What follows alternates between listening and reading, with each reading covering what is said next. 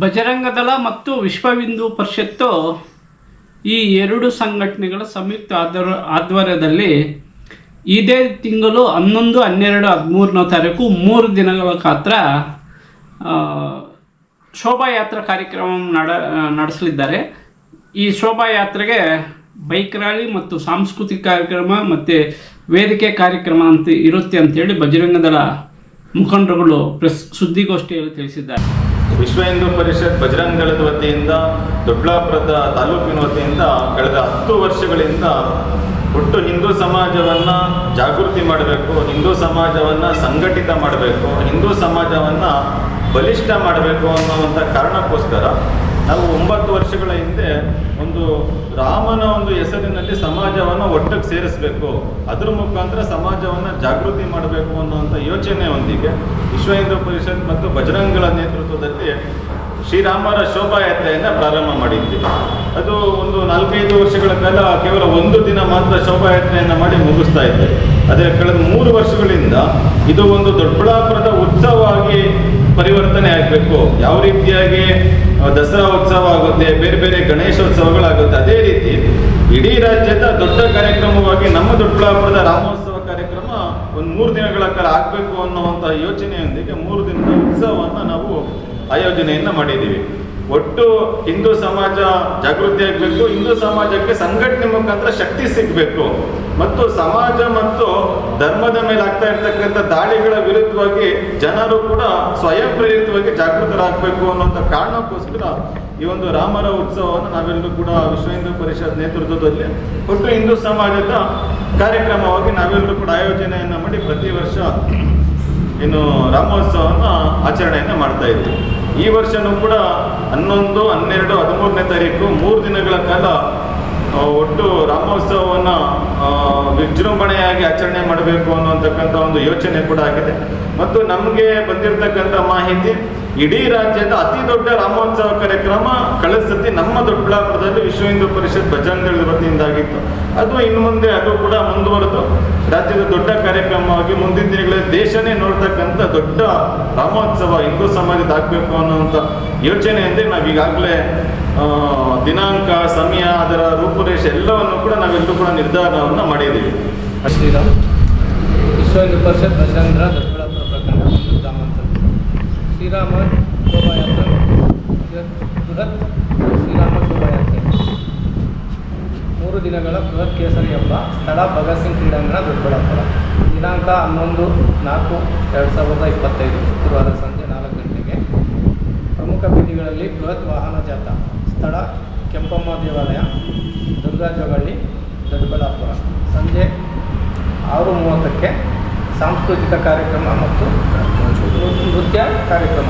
ದಿನಾಂಕ 12/4/2025 ಶನಿವಾರ ಬೆಳಿಗ್ಗೆ 7 ಗಂಟೆಗೆ ಗೋಪೂಜೆಯಿಂದ ಪ್ರಾರಂಭವಾಗಿ ಬೆಳಗ್ಗೆ 8 ಗಂಟೆಗೆ ಪೂಜಾ ಪ್ರಾರಂಭ. ಮಹಾಗಣಪತಿ ಹೋಮ, ಶ್ರೀರಾಮ ತಾರಕ ಹೋಮ, ದುರ್ಗಾ ಹೋಮ, ಪೂರ್ಣಾಹುತಿ ಇರುತ್ತದೆ. ಈ ಪೂಜೆಯಲ್ಲಿ ವಿಶೇಷವಾಗಿ ಈ ಬಾರಿ ನಗರಸಭೆಯ ಪೌರ ಕಾರ್ಮಿಕ ದಂಪತಿ ಸಮೇತರಾಗಿ ಪಾಲ್ಗೊಳ್ಳಲಿದ್ದಾರೆ. ಮಧ್ಯಾಹ್ನ 12:30ಕ್ಕೆ ಮಹಾಮಂಗಳಾರತಿ. ಮಧ್ಯಾಹ್ನ 1:30ಕ್ಕೆ ಸಾವಿರಾರು ಮಾತೆಯರಿಂದ ಲಲಿತ ಸಹಸ್ರನಾಮ ಹಾಗೂ ಹನುಮಾನ್ ಚಾಲೀಸ ಸಾಮೂಹಿಕ ಪಠಣ ಕಾರ್ಯಕ್ರಮ ಇರುತ್ತದೆ. ಸಂಜೆ 4 ಗಂಟೆಗೆ ಸೀತಾರಾಮ ಕಲ್ಯಾಣೋತ್ಸವ ಹಾಗೂ ರಾತ್ರಿ 7 ಗಂಟೆಗೆ ಮಹಾಮಂಗಳಾರತಿ ಪ್ರಸಾದ ವಿನಿಯೋಗ ಕಾರ್ಯಕ್ರಮ. ಒಟ್ಟು 2 ದಿನ ಅಂದರೆ 11 ಮತ್ತು 12ನೇ ತಾರೀಕು. ಒಟ್ಟು 11ನೇ ತಾರೀಕು ನಮ್ಮದು ಬೈಕ್ ರ್ಯಾಲಿ ಅಂತ. ಕಳೆದ ಸತಿ 1000 ಸಂಖ್ಯೆಯ ಬೈಕ್ಗಳನ್ನು ರ್ಯಾಲಿಯಲ್ಲಿ ನಾವು ಜೋಡಿಸಿದ್ವಿ ಅಂತ ಅಂದ್ಬಿಟ್ಟು ನಮ್ಮದೊಂದು ಲೆಕ್ಕಾಚಾರ. ಆದರೆ ಅದರ ಡಬಲ್ ಆಗಬೇಕು. ಈ ಸತಿ 2000 ಸಂಖ್ಯೆ ವಾಹನ ಜಾಥಾ ಅಂತ. ಕಳೆದ ಸತಿನೂ ವಾಹನ ಜಾಥಾ ಅಂದ್ಕೊಂಡಿದ್ದೀವಿ. Tractor, TT, car, auto, bike, ಈ ಥರ ಯಾವುದೇ ವೆಹಿಕಲ್ಗಳು ಕೂಡ ಬರ್ಬೋದು ಅನ್ನುವಂಥಕ್ಕಂಥ ಮಾಹಿತಿಯನ್ನು ಕೊಟ್ಟು ವಾಹನ ಜಾಥಾ ಅಂತ ಮಾಡಿದ್ವಿ. ಈ ಸತಿನೂ ಕೂಡ ಅದನ್ನೇ ಮುಂದುವರಿದ ಭಾಗ. ಈ ಸತಿ 2000 ಸಂಖ್ಯೆಯನ್ನು ಸೇರಿಸಬೇಕು ಅಂತ ಯೋಜನೆಯೂ ಆಗಿದೆ. ಯೋಜನೆಯೂ ಆಗೋದು, ಅದಕ್ಕೊಂದಷ್ಟು ಸಂಪರ್ಕನೂ ಕೂಡ ಆಗ್ತಾ ಇದೆ. ಅದು ನಮ್ಮ ದೊಡ್ಡಬಳ್ಳಾಪುರದ ದುರ್ಗಾ ಜೋಗಳ್ಳಿ ಏನಿದೆ, ಅಲ್ಲಿ ಕೆಂಪಮ್ಮ ದೇವಸ್ಥಾನದಿಂದ ಶುರುವಾಗಿ ಸ್ವಾಮಿ ವಿವೇಕಾನಂದ ರಸ್ತೆಯಿಂದ KCP ಸರ್ಕಲ್ಲು, ಅಲ್ಲಿಂದ Rangappa circle, D cross, TV circle, all India circle, ಅಲ್ಲಿಂದ ನೇರ ಭಗತ್ ಸಿಂಗ್ ಕ್ರೀಡಾಂಗಣದಲ್ಲಿ ಅದನ್ನು ಮುಕ್ತಾಯವನ್ನು ಮಾಡ್ತೀವಿ. ಇದು ಬೈಕ್ ರ್ಯಾಲಿ 11ನೇ ತಾರೀಕಿನ ಬೈಕ್ ರ್ಯಾಲಿ.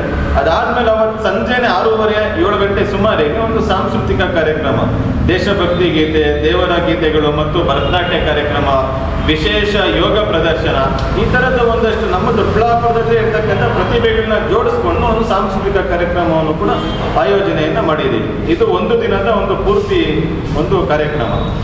ಎರಡನೇ ದಿನ ಬೆಳಗ್ಗೆ ಏನು ಗೋಪೂಜೆಯ ಮುಖಾಂತರ ನಮ್ಮ ಅಧಿಕೃತ ಧಾರ್ಮಿಕ ಚಟುವಟಿಕೆಗಳು, ಧಾರ್ಮಿಕ ಪೂಜಾ ಕಾರ್ಯಕ್ರಮಗಳು ಅಧಿಕೃತ ಪ್ರಾರಂಭ ಆಗುತ್ತೆ.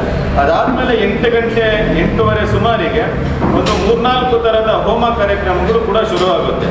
ಇದು ಒಂದು 12-12ವರೆಗೆ ಮಹಾಮಂಗಳಾರತಿ ಮತ್ತು ಪೂರ್ಣ ಆಹುತಿ ಮುಖಾಂತರ ಇದು ಹೋಮ ಕಾರ್ಯಕ್ರಮ ಮುಕ್ತಾಯ ಆಗುತ್ತೆ. ಈ ಸರ್ತಿ ನಾವು ಯೋಚನೆ ಮಾಡಿರ್ತಕ್ಕಂಥದ್ದು, ಪ್ರತಿ ವರ್ಷ ನಮ್ಮ ತಾಲೂಕಿನ ಪ್ರಮುಖರು, ನಮ್ಮ ಸಂಘಟನೆಯ ಹೊಸದಾಗಿ ಮದುವೆ ಆಗಿರ್ತಕ್ಕಂಥ ದಂಪತಿಗಳನ್ನ ಹೋಮದಲ್ಲಿ ಕೂರಿಸ್ತಾ ಇದ್ವಿ. ಆದರೆ ಈ ಸರ್ತಿ ನಮಗೋಸ್ಕರ ಇಡೀ ವರ್ಷ ಪೂರ್ತಿ ಕೆಲಸ ಮಾಡ್ತಾರೆ, ಅವ್ರಿಗೊಂದು ದೈವಿ ಅನುಗ್ರಹ ಸಿಗಬೇಕು, ದೇವರ ಅನುಗ್ರಹ ಅವ್ರಿಗೂ ಕೂಡ ಸಿಗಬೇಕು ಮತ್ತು ಅವರು ಕೂಡ ನಮ್ಮ ಜೊತೆಯಲ್ಲಿ ಪಾಲ್ಗೊಳ್ಬೇಕು ಅನ್ನೋ ಕಾರಣದಿಂದ ವಿಶೇಷವಾಗಿ ಈ ಸರ್ತಿ ಯಾರ್ಯಾರು ಪೌರ ಕಾರ್ಮಿಕರಿದ್ದಾರೆ ಅವರೆಲ್ಲರೂ ಕೂಡ ಯಾರ್ಯಾರು ದಂಪತಿಗಳ ಸಮೇತ ಆಗಮಿಸ್ತಾರೆ ಅವ್ರನ್ನ ಈ ಸರ್ತಿ ಹೋಮದಲ್ಲಿ ಕೂರಿಸಿ ಅವ್ರಿಗೆ ವಿಶೇಷ ಒಂದು ಪ್ರಾತಿನಿಧ್ಯತೆ ಕೊಡಬೇಕು ಅಂತಕ್ಕಂಥದ್ದು ಒಂದು ಸಂಘಟನೆ ಯೋಚನೆ ಮತ್ತು ನಿರ್ಧಾರ. ಇದು ಹೋಮದ ಒಂದು ಕಾರ್ಯಕ್ರಮ.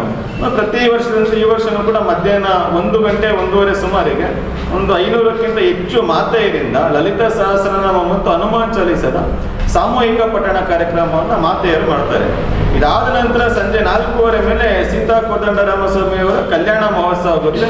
ಪ್ರತಿ ವರ್ಷದಂತೆ ಅತ್ಯಂತ ಉತ್ಕೃಷ್ಟವಾದಂತಹ ಒಂದು ಕಲ್ಯಾಣೋತ್ಸವವನ್ನು ಒಂದು ತಿರುಪತಿ ಆಕಾರದ ಶೆಡ್ಡನ್ನು ಹಾಕಿ ಅದರ ನಡುವೆ ಮಾಡ್ತಕ್ಕಂಥದ್ದು ವಿಜೃಂಭಣೆ ಆಗಿರ್ತಕ್ಕಂಥದ್ದು ಮತ್ತು ಸುಮಾರು 16,000 ಸಾರ್ವಜನಿಕರ ದರ್ಶನವನ್ನು ಪಡೆದುಕೊಂಡು ಹೋಗ್ತಾರೆ ಕಲ್ಯಾಣೋತ್ಸವ.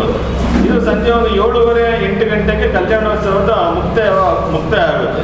ಏನು 12ನೇ ತಾರೀಕು ಒಟ್ಟು ಧಾರ್ಮಿಕ ಕಾರ್ಯಕ್ರಮ ಇದೆ.